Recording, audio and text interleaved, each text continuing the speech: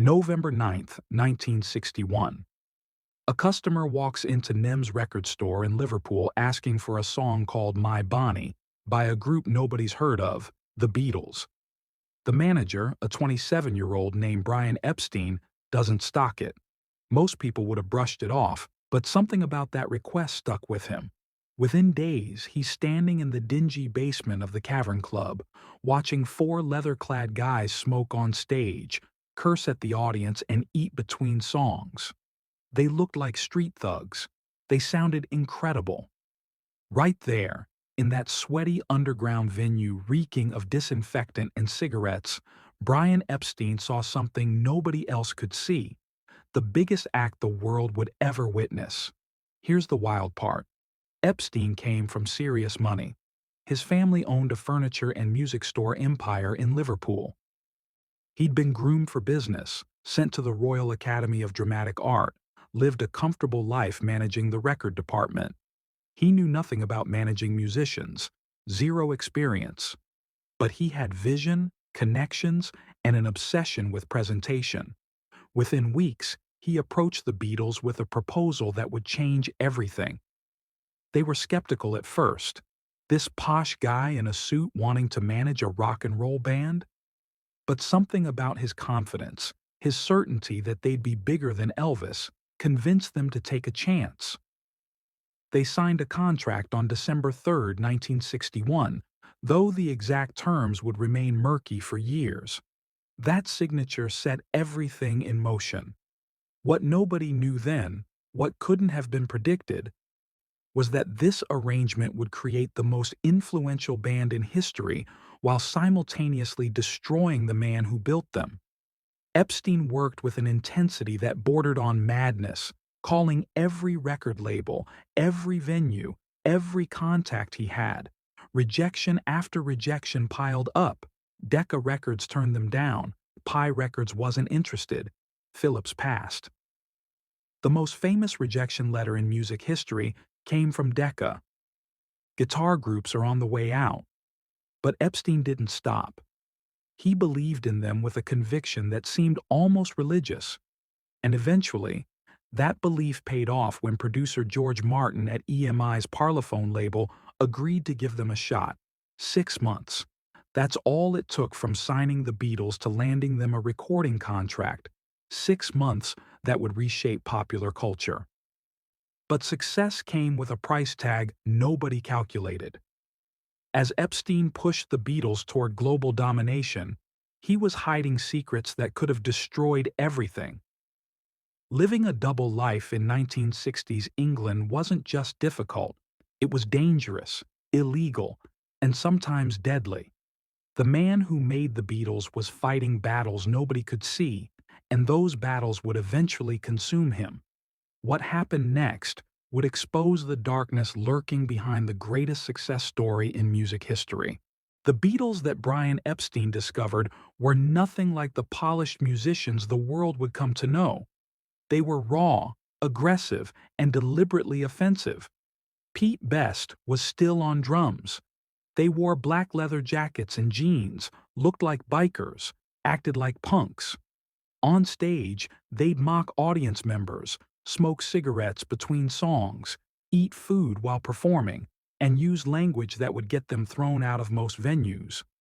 John Lennon would sometimes perform in his underwear or with a toilet seat around his neck. They were the opposite of marketable. They were chaos. And Epstein saw past all of it to something extraordinary underneath that rough exterior. His first major move was controversial among the band. He wanted them in matching suits. The Beatles resisted hard. This was selling out, becoming corporate, losing their edge. But Epstein was firm. He understood something crucial about breaking into mainstream success. You had to look like you belonged there before anyone would give you a chance. So he took them to his family store and fitted them for tailored suits. Dark, sharp, professional. He taught them to bow in unison after songs. He banned eating, drinking, and smoking on stage. He made them show up on time, something they'd never done before. The transformation was total and calculated. Behind the scenes, Epstein worked connections most managers couldn't access. His family's social standing in Liverpool gave him credibility. His time at drama school taught him presentation. He knew how to talk to record executives, how to position the Beatles not as another rock group, but as something unprecedented. When George Martin finally agreed to a recording session, Epstein made sure everything was perfect. The Beatles showed up professional, prepared, and impressive. Martin later admitted he signed them partly because of Epstein's conviction and professionalism, not just their music. That's the power of presentation meeting talent. By 1963, the Beatles were performing for the royal family at the Royal Variety Performance. Think about that trajectory. 2 years earlier, they were unknown guys in a basement club cursing at drunk audiences. Now they stood on stage in front of the Queen Mother while John Lennon joked about the audience rattling their jewelry instead of applauding. That line could have been career-ending, but it worked because Epstein had positioned them perfectly, talented enough to command respect, cheeky enough to seem authentic. The transformation was complete, and Beatlemania was exploding across Britain before spreading worldwide. But while Epstein was building this empire, orchestrating every detail of their public image, he was simultaneously concealing a private life that could have destroyed everything he'd created. The pressure of maintaining perfection in public while hiding who he really was created cracks that would only widen as success grew. And those cracks would eventually break him completely. Brian Epstein was living in a country where being himself was a criminal offense. Homosexuality in 1960s England wasn't just taboo, it was illegal, punishable by imprisonment, chemical castration, or both. Men were routinely arrested, blackmailed, beaten, and destroyed for their sexuality. Epstein knew this intimately because it had already happened to him. In 1957, years before he ever met the Beatles, he was arrested for persistently importuning men for immoral purposes in a public bathroom. The charges were eventually dropped, but the terror of that moment never left him. He knew exactly what he had to lose, so he built walls. To the public, to the Beatles, to almost everyone who knew him, Epstein was the consummate professional, well-dressed, articulate, controlled. But at night, he'd disappear into London's underground gay scene, taking risks that seemed suicidal for someone in his position. He frequented clubs and bars where undercover police regularly conducted raids. He picked up men who could have easily been extortionists or violent criminals. The danger was constant and real. Epstein was beaten multiple times, sometimes brutally. He received blackmail threats. People knew his secrets could be weaponized, and some tried. The psychological toll was devastating. Imagine managing the biggest band in the world while knowing that one wrong encounter, one photograph, one witness could end everything. Not just his career, but potentially the Beatles' career too. The tabloids would have had a field day if Epstein's sexuality became public knowledge. Gay manager corrupting innocent young men? The headlines wrote themselves. So Epstein took pills to manage the anxiety, stimulants to keep working, sedatives to sleep, alcohol to numb everything in between. The cycle accelerated as the Beatles' fame grew. More success meant more pressure to maintain the image, meant more stress, meant more pills, meant more dangerous behavior to escape the pressure. Here's something that doesn't get talked about enough. Epstein also hid his Jewish identity in public contexts. His family was prominent in Liverpool's Jewish community, but in building the Beatles' mainstream appeal, he downplayed his heritage. The combination of hiding his sexuality and his cultural identity created a man who could never fully be himself anywhere. Not with his family, who didn't acknowledge his sexuality. Not with the Beatles, who he kept at professional distance despite loving them deeply. Not with lovers, who couldn't be introduced to his public life. He existed in fragments, never whole, always performing. The irony is brutal. Epstein was a master of image creation and presentation, but the person he could never successfully market was himself. And as the 60s progressed, as the Beatles grew bigger and his secrets grew heavier, the weight became unbearable. While Epstein was brilliant at creating image and securing opportunities, his business acumen had catastrophic blind spots. The most infamous example involves merchandising, and it's a story that still makes music industry professionals wince. In 1963, as Beatlemania exploded, the demand for Beatles products went absolutely insane. Fans wanted everything: wigs, lunchboxes, trading cards, dolls, clothing, posters, wallpaper, literally anything with their faces on it. This should have made everyone involved incredibly wealthy. Instead, it became one of the worst business deals in entertainment history.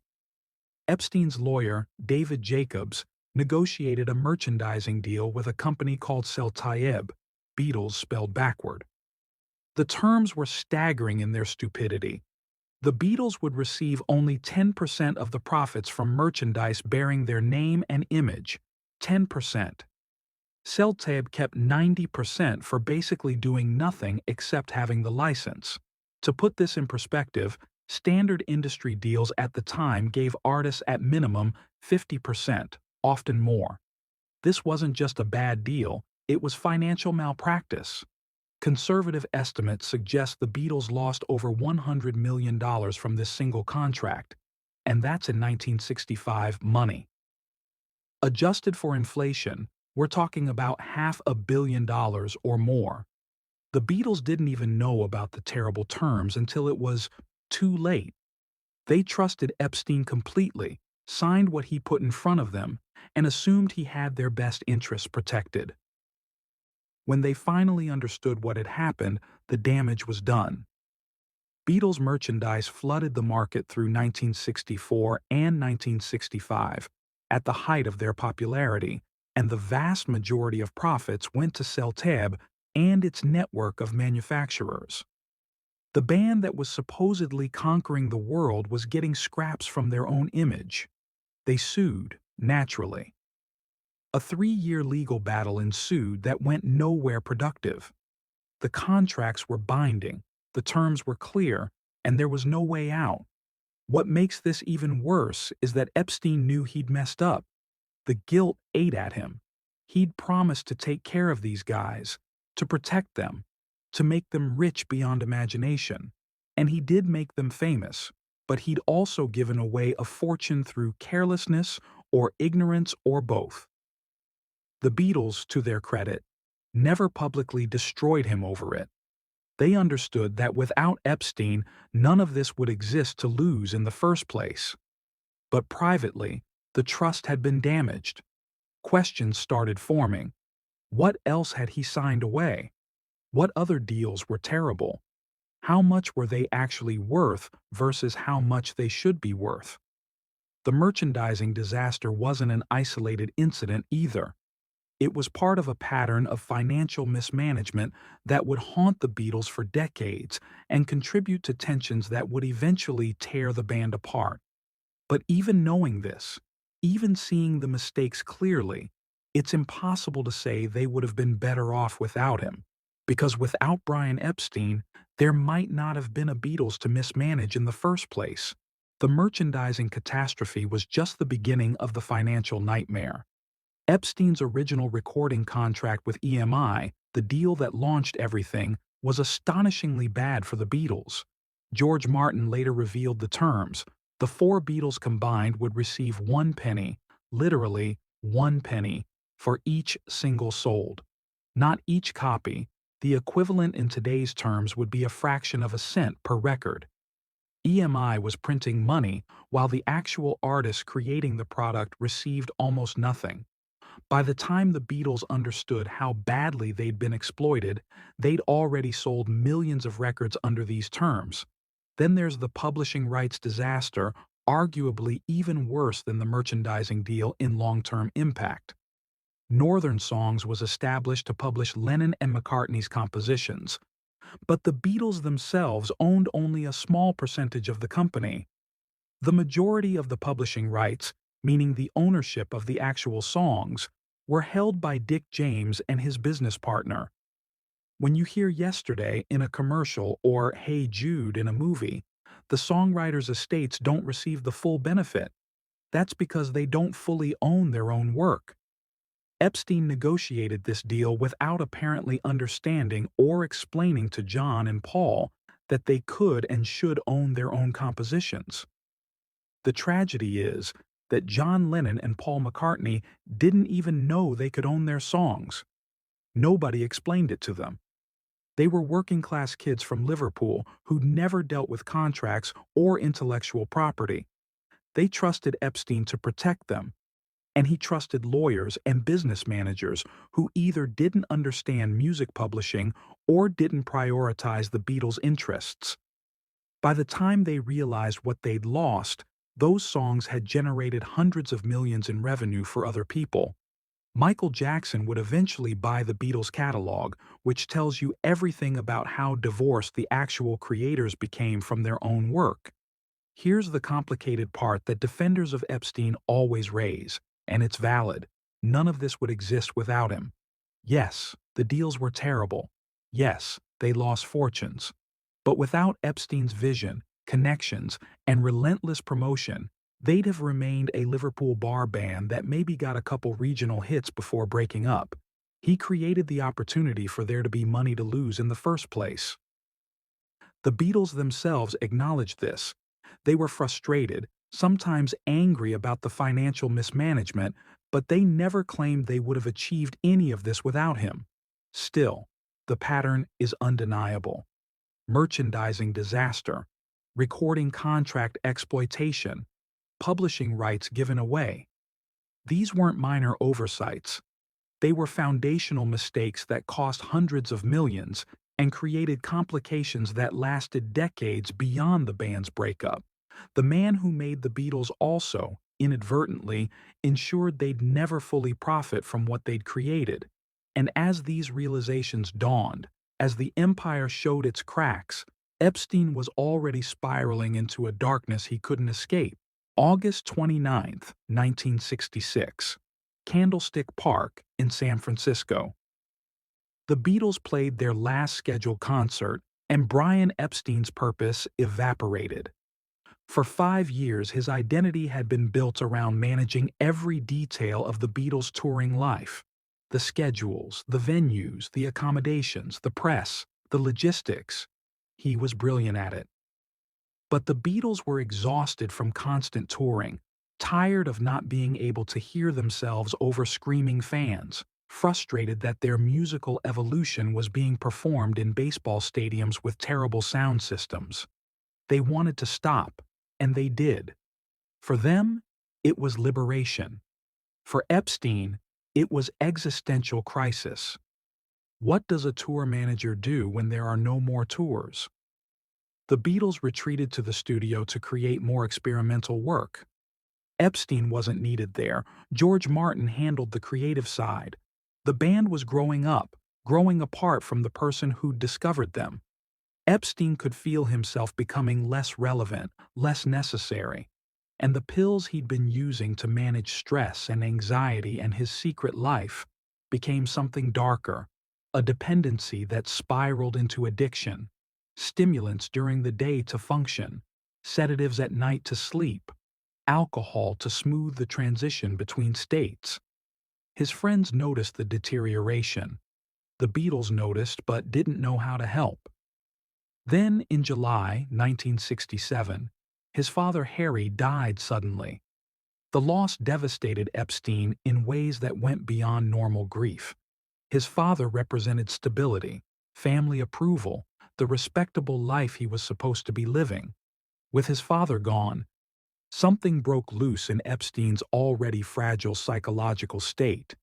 He started taking more risks, making worse decisions, spiraling faster. His relationship with a dangerous lover known as Diz Gillespie became increasingly volatile. Accounts mention knife incidents, jealousy, violence.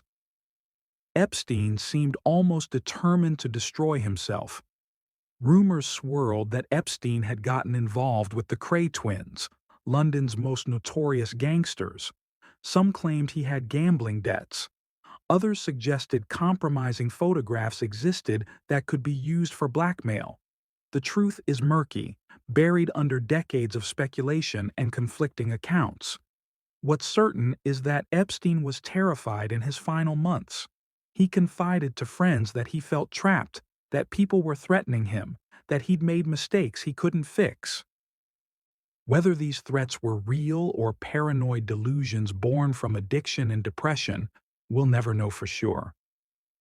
By summer 1967, everyone around Epstein knew something was seriously wrong. He was talking about suicide. He'd attempted it before, or at least threatened it seriously enough that friends intervened. His management of the Beatles was becoming erratic. He'd forget meetings, miss calls, seem disoriented. The Beatles were planning their next moves, discussing their future, and Epstein wasn't part of those conversations the way he once was. The center couldn't hold. And as the last days of August approached, the man who'd built the biggest act in music history was completely alone. Bank holiday weekend.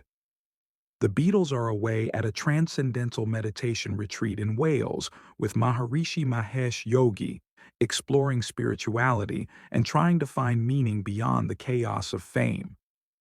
Brian Epstein is alone in his Chapel Street townhouse in London. His staff has the weekend off. He's been mixing barbiturates and alcohol for weeks, maybe longer. The combination is notoriously dangerous. Depressants on top of depressants, shutting down the central nervous system bit by bit. On Sunday, August 27th, when his assistant finally enters the locked bedroom, Brian Epstein is found dead at age 32. The official ruling came back as accidental. The coroner determined that Epstein had taken too many sleeping pills without realizing the danger, especially combined with alcohol. No suicide note was found. No clear evidence of intentional self-harm. Just a tragic accident involving a troubled man who'd been struggling with addiction. That's the official story, and it might even be true.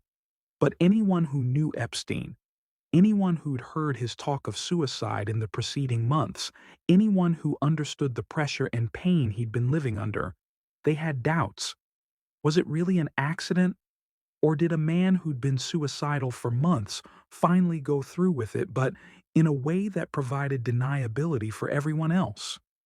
The Beatles heard the news while still at the meditation retreat. They were shattered. John Lennon later said, "I knew that we were in trouble then. I didn't really have any misconceptions about our ability to do anything other than play music, and I was scared." Paul McCartney described feeling lost, like their anchor had disappeared. George Harrison and Ringo Starr expressed similar devastation. They'd grown apart from Epstein in some ways, frustrated by business decisions, moving in different artistic directions. But they'd never stopped loving him or recognizing what he'd done for them. And now he was gone, just as everything they'd built together was reaching its peak. The funeral was private, attended by family and close friends. The Beatles didn't attend the burial. It was a Jewish funeral held quickly according to tradition, and their presence would have created a media circus that would have disrespected the family's mourning. But they grieved deeply, each in their own way. The guilt was immediate and lasting. Could they have done more? Should they have noticed how bad things had gotten? Were they so wrapped up in their own world that they missed the warning signs? These questions haunted them.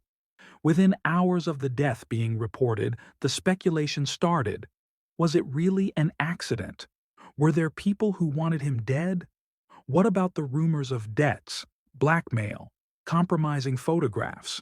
The theories multiplied, each more elaborate than the last. Some claimed the Cray twins were involved. Others suggested a secret government conspiracy.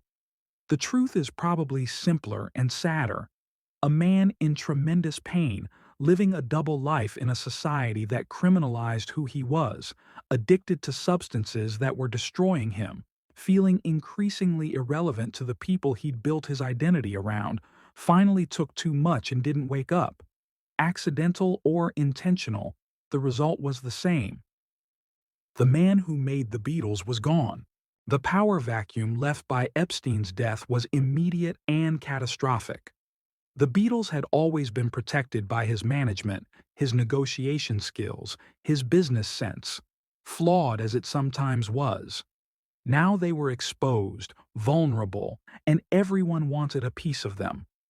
Apple Corps, their attempt to manage their own business affairs, became a financial disaster almost immediately. Millions disappeared into questionable projects and straight-up theft. The Beatles, brilliant musicians but terrible businessmen, were being bled dry by hangers-on and incompetent managers. Enter Alan Klein, a New York music manager with a reputation for aggressive tactics and recovering money for artists. John, George, and Ringo wanted Klein to take over management. Paul wanted his future father-in-law Lee Eastman to handle things. The split created a rift that would never heal. Klein did recover some money, but he also negotiated deals that the Beatles later regretted. The internal conflict intensified. Arguments about money, about control, about the band's direction became vicious. By 1970, just 3 years after Epstein's death, the Beatles broke up. Paul sued to dissolve the partnership, unable to work with Klein. The dream was over. Here's a detail that gets overlooked in the main narrative. Epstein's own lawyer, David Jacobs, was found hanged in his garage in December 1968, just over a year after Epstein died. The official ruling was suicide, but the circumstances were suspicious enough to fuel conspiracy theories that persist today. Two men intimately connected to the Beatles' business dealings, both dead under questionable circumstances within 16 months. Some claim Jacobs knew too much about financial irregularities or dangerous people involved with Epstein. Others say he was simply devastated by his friend's death and his own role in the bad business deals. We'll probably never know the full truth. Paul McCartney later said, "If anyone was the fifth Beatle, it was Brian." That quote carries weight because it came from the Beatle who was most frustrated with Epstein's management decisions, who fought against Klein partly because he didn't want another Epstein-style manager making decisions without the band's full understanding. Even Paul, with all his valid criticisms, recognized that without Brian Epstein, there would be no Beatles to mismanage in the first place. The vision, the transformation, the relentless promotion, the belief when nobody else believed, that was all Epstein. There's a final, brutal irony to Epstein's story. He died in August 1967. In July 1967, just 1 month before his death, homosexuality was partially decriminalized in England. The law he'd lived in terror of his entire adult life, the reason for his arrests and blackmail and double life, was changed just weeks before he died. He never got to live openly. He never experienced the freedom that the next generation of gay men would gradually gain. He spent his entire life hiding, suffering, and self-medicating to cope with being criminalized for who he was.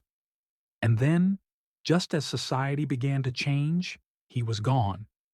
The man who made the Beatles possible never lived to see the world catch up to who he was. His legacy is complicated. Brilliant vision mixed with terrible business decisions. Genuine love for the Beatles mixed with personal demons he couldn't conquer. Extraordinary success mixed with extraordinary pain. In 2023, directors announced plans for a biopic with James Norton cast as Epstein, bringing renewed attention to his story. Maybe this generation will understand him better than his own time did. Maybe we'll finally see the full picture, not just the manager who made mistakes, but the human being who lived in impossible circumstances and still managed to change music history forever. He made the Beatles, and the weight of that achievement, combined with everything he had to hide to do it, ultimately destroyed him.